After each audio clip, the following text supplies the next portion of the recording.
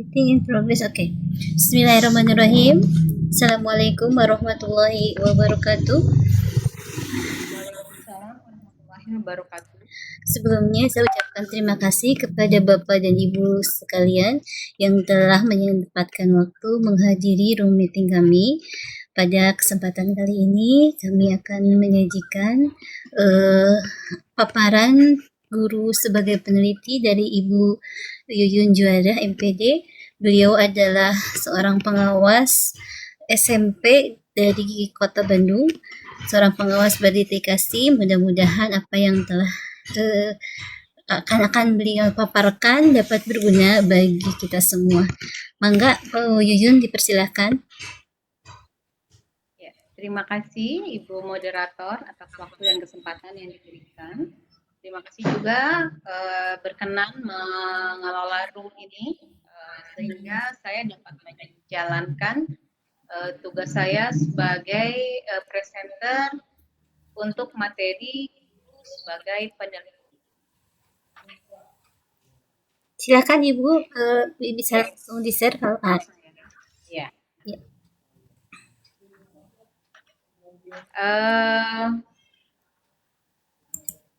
Selama ini tugas utama guru hanya mengacu kepada standar yang biasa saja, hanya merencanakan, melaksanakan, dan mengevaluasi proses pembelajaran. Sementara peran guru sebagai peneliti itu jarang sekali dilakukan oleh para guru. Hal inilah yang kemudian membuat saya sebagai pengawas untuk guru mata pelajaran IPS bagi 49 orang dan guru-guru binaan saya di 6 sekolah binaan membuat sebuah kajian khusus mengenai peran guru sebagai peneliti. Dan hari ini saya ingin membagi pengalaman saya mengenai kegiatan yang telah saya lakukan selama kurang lebih 3 tahun. Ya, apa yang menjadi dasar hukum pelaksanaan dari guru sebagai peneliti adalah Permendagri nomor 16 tahun 2019 yang mengatakan bahwa guru ini harus memenuhi publikasi ilmiah dan pengembangan diri sebagai syarat dari kenaikan pangkat. Ya. Mengacu kepada dasar hukum ini, maka tentunya sebagai tenaga profesional, guru seharusnya mampu melaksanakan penelitian. Ya. Nah, kajian dimensi sosial penelitian ini kemudian merupakan sebuah hal yang sangat krusial untuk dipahami oleh para guru. Mengapa demikian? Karena pada sebuah penelitian, guru ini merupakan sebuah sentral dari terjadinya interaksi sosial pada proses PBM. Dan hal ini membuat dimensi sosial menjadi hal yang sangat penting dalam sebuah penelitian. Hal yang kedua adalah adanya perubahan mindset dari studi yang berpusat pada guru, teacher center, ya, ke arah studi yang berpusat pada siswa atau student center, di mana siswa menjadi pembelajar yang aktif di kelas, ya. Hal ini mengacu kepada pendapat dari Jacob 2011 halaman 1 dan 2, ya. Berikutnya kita membahas ada 4 model pelatihan yang membantu guru dalam mengembangkan penelitian. Ini saya mengacu pada pendapat Christopher Clark, ya. Apa saja sih yang menurut Clark untuk pengembangan penelitian ini? Pertama, informasi. Informasi ini diperoleh melalui penelitian, seminar nasional maupun internasional, konferensi nasional ataupun internasional, literatur dan internet, gitu ya. Kemudian inspirasi. Inspirasi diperoleh melalui apa? Melalui penelitian yang dapat membantu praktik untuk menentukan inspirasi apa yang dapat diambil dari apa yang sudah dilakukan. Yang ketiga adalah visi. Visi ini diperoleh melalui hasil dari suatu penelitian yang merupakan mode visi dalam rangka usaha untuk memperbaiki dan meningkatkan profesi mengajar guru. Dalam hal ini, sekolah-sekolah yang memiliki visi untuk mengembangkan potensi pendidik yang visinya sudah jelas itu akan terlihat berbeda dengan sekolah yang belum memiliki visi untuk pengembangan profesi pendidiknya. Dan yang keempat adalah dukungan. Dukungan ini diperoleh melalui penelitian dalam pendidikan. Ini nampaknya masih eksklusif ya, dan hanya sebagian saja yang melakukan penelitian sehingga perubahan hasil yang diperoleh sebagai dampak dari penelitian itu belum dirasakan secara langsung ya. Nah, sehingga dukungan ini amat sangat penting ya. Berikutnya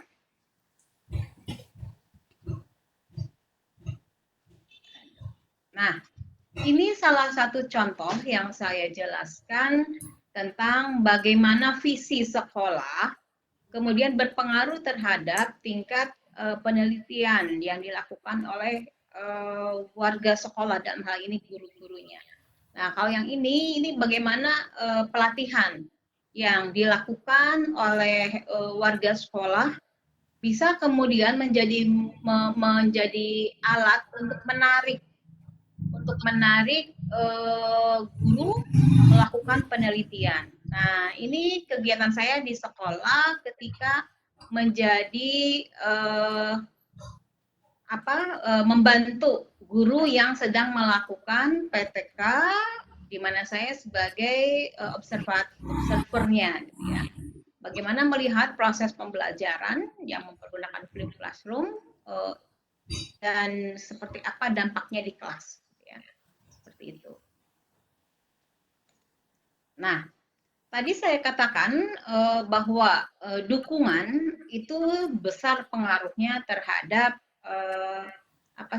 keinginan dari kepala sekolah, guru untuk melakukan penelitian. Ini salah satu contoh bukti bahwa saya sudah memberikan dukungan kepada guru binaan saya, dan alhamdulillah baru April kemarin dia mendapat SK 4D dan PTK-nya 2 itu dibimbing langsung oleh saya sampai beres.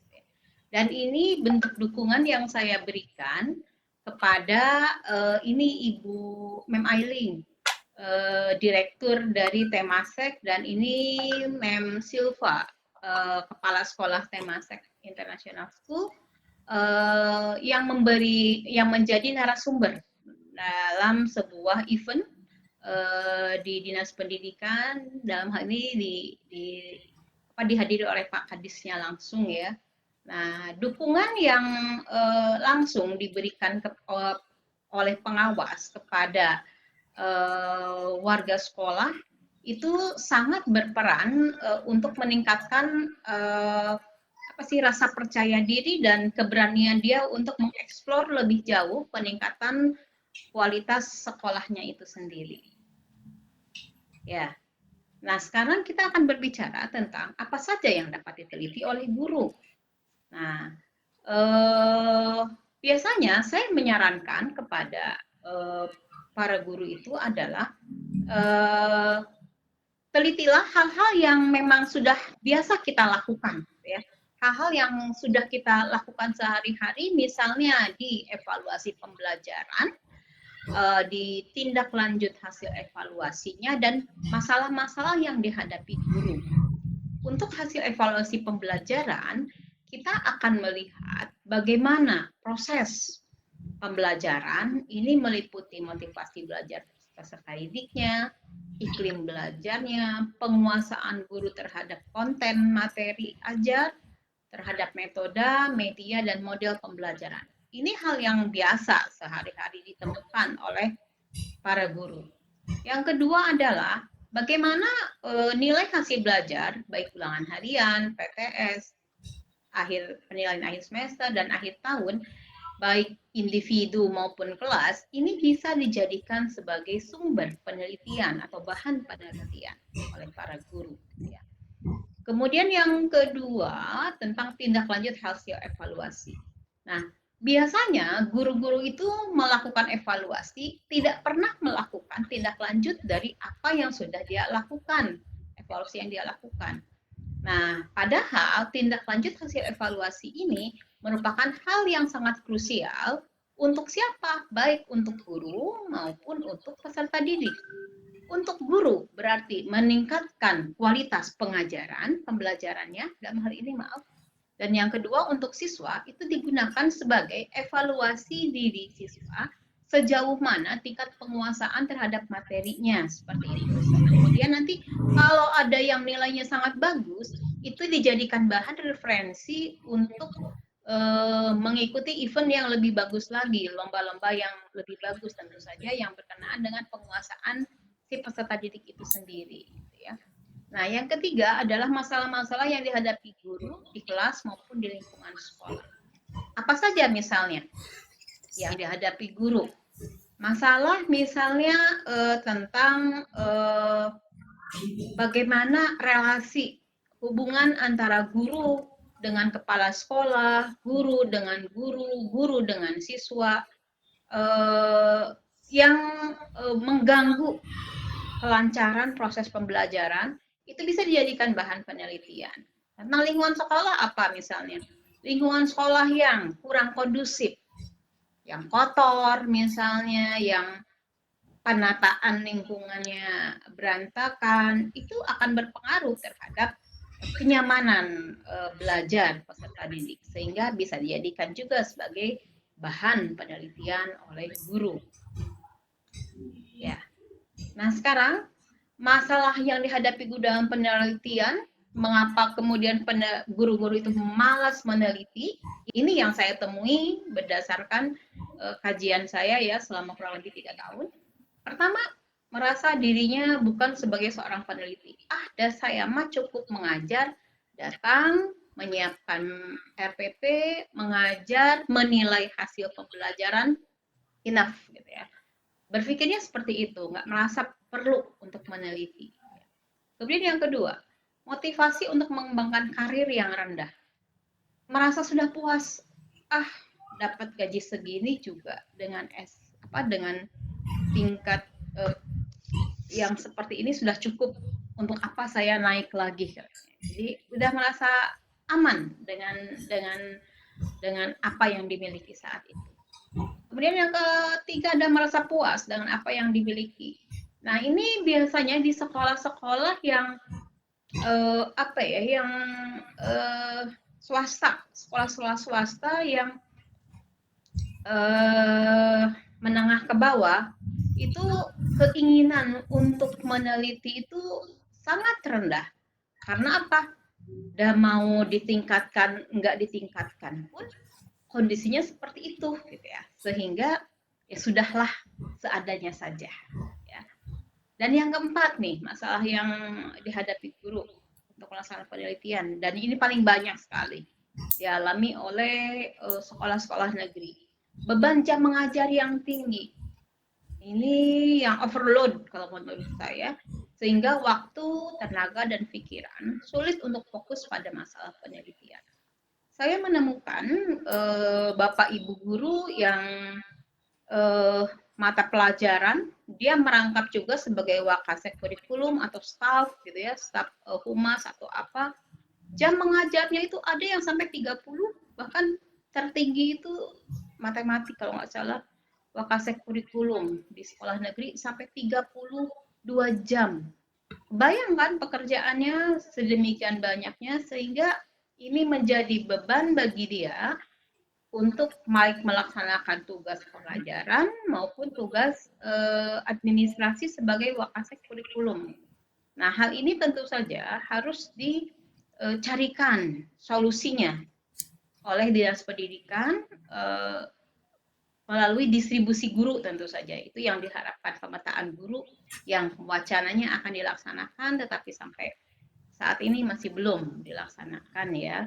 Mungkin dengan berbagai masalah yang sangat kompleks sehingga sulit untuk dilaksanakan segera mungkin. Nah, sekarang apa saja yang dapat kita lakukan untuk menumbuhkan minat guru dalam meneliti? Nah, ada 3 hal yang dapat kita lakukan. Yang pertama adalah mengajak guru untuk melakukan refleksi terhadap proses maupun hasil pembelajaran. Nah, refleksi ini harus dilakukan dengan suasana hati yang nyaman, Bapak Ibu. Tidak bisa kita mengajak refleksi, tetapi dengan kondisi guru yang sedang bad mood, itu nggak bisa. Gitu ya.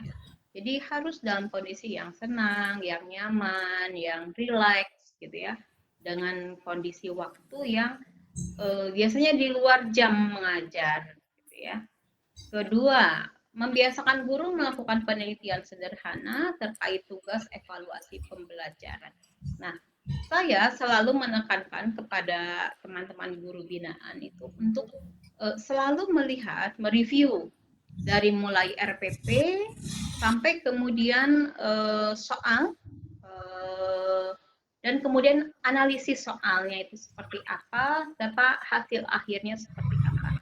Nah, penelitian sederhana yang rutin dilakukan pada akhirnya akan mengasah kemampuan peserta didik, kemampuan guru untuk kemudian bisa membuat catatan-catatan tentang perbaikan apa saja yang harus dilakukan dengan mengacu kepada hasil evaluasi yang telah dia lakukan sendiri. Kemudian yang ketiga ini, data hasil pembelajaran diolah oleh Wakakur dan stafnya, kemudian dianalisis secara detail dalam kegiatan MGMP.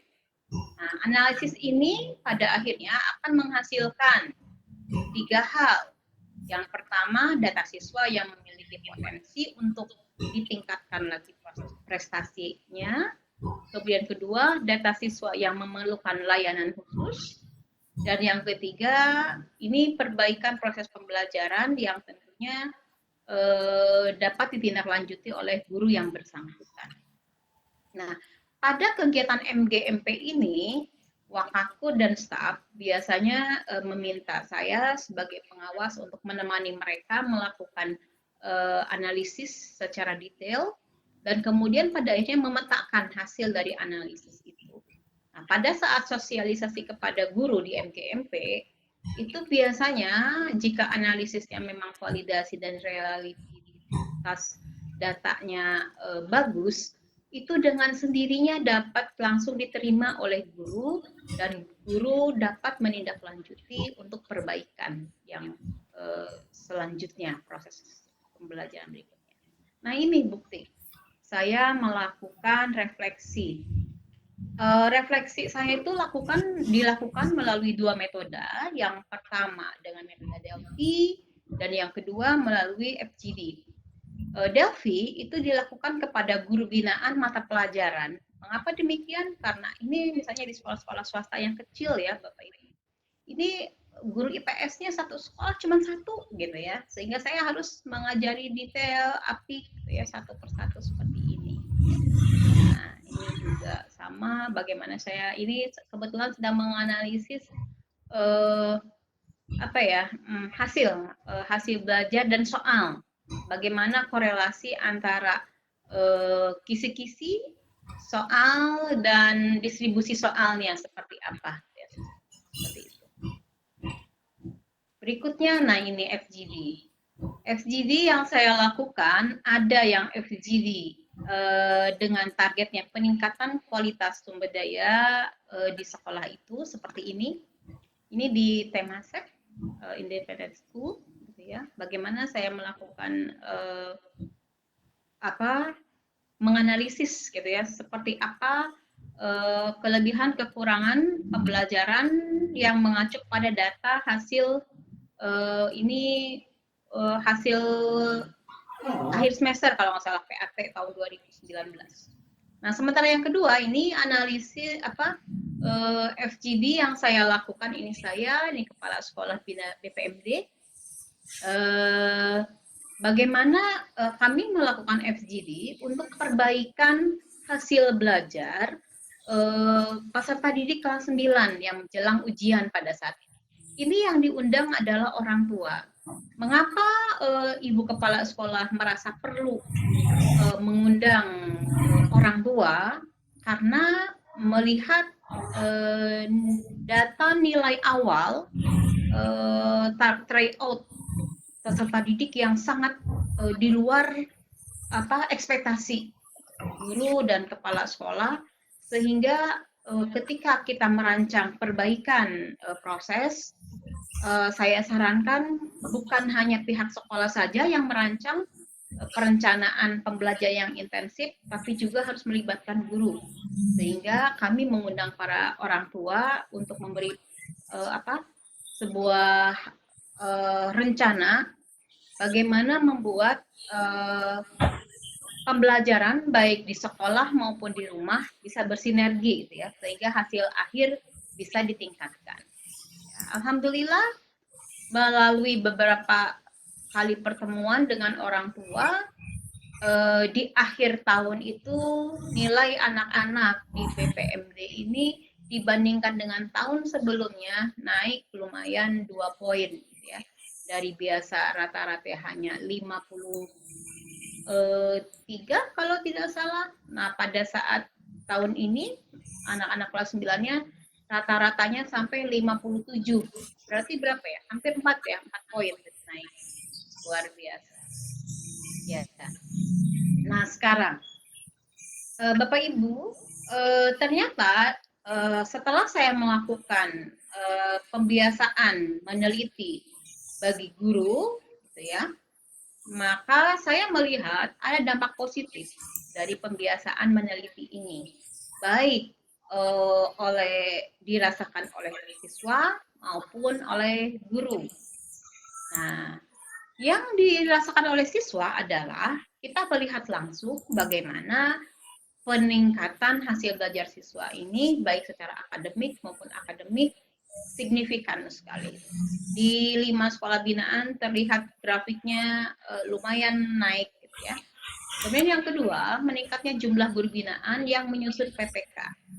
Nah, ini ada sebuah kebanggaan tersendiri bagi saya. Dari sekian banyak gitu ya guru negeri dan swasta yang menyusun PPK itu lumayan ada lebih dari 10. Tahun ini ada 10 dan yang goal sampai beres sampai bisa meningkatkan golongannya ada sekitar 7 orang. Dan yang ketiga adalah meningkatnya minat guru dalam melanjutkan pendidikan ke jenjang yang lebih tinggi. Nah, ini di 3 tahun terakhir ada 5, 6, 7, 8, ada 9 guru yang bisa melanjutkan ke jenjang yang lebih tinggi, dan dari 9 guru ini 7 orang diantaranya mendapat beasiswa LPDP dari pemerintah. Jadi luar biasa. Sementara di Mutiara ini 1 orang gurunya beasiswa dari yayasan gitu ya. Sementara yang di PPK Penabur ini 1 dari yayasan dan 1 lagi dari LPDP. Nah, Bapak Ibu, ternyata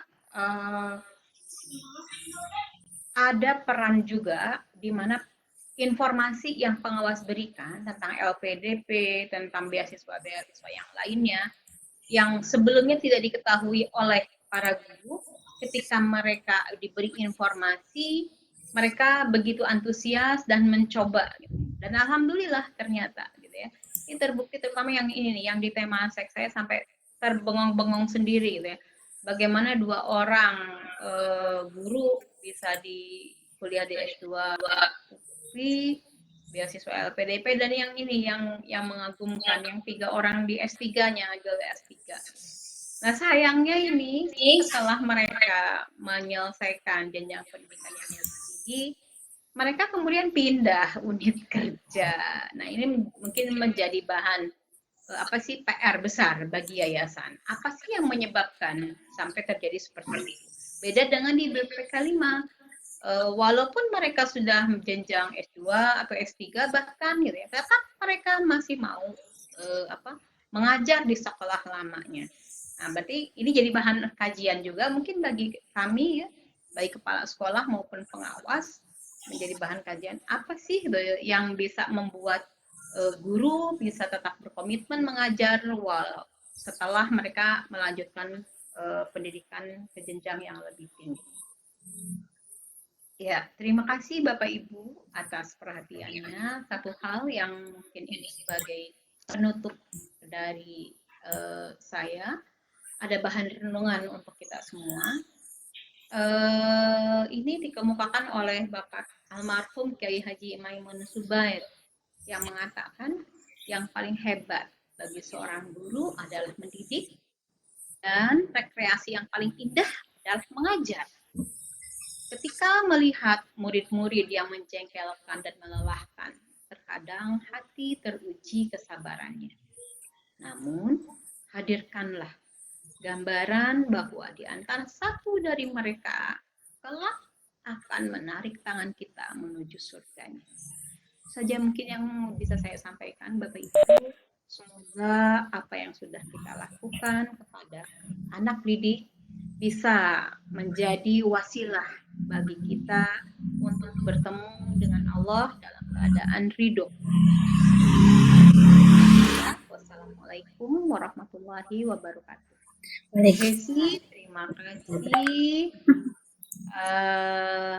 atas waktunya dan sekarang saya serahkan lagi kepada Bu Hesi. Ya. Ya, sekali lagi terima kasih kepada Ibu Yuyun Juwaria MPD yang telah memaparkan penjelasan yang sangat gamblang, memberikan pencerahan kepada kita semua bagaimana seharusnya guru memang harus menjadi seorang peneliti, selalu mempunyai motivasi untuk belajar sepanjang hayat ya, long life learning ya. Begitu saja barangkali Ibu Bapak, mudah-mudahan apa yang telah kita bahas bersama-sama ini memberikan manfaat kepada kita semua. Saya akhiri dengan ucapan alhamdulillahirrabbilalamin. Assalamualaikum warahmatullahi wabarakatuh. Waalaikumsalam warahmatullahi wabarakatuh. Tos buyut.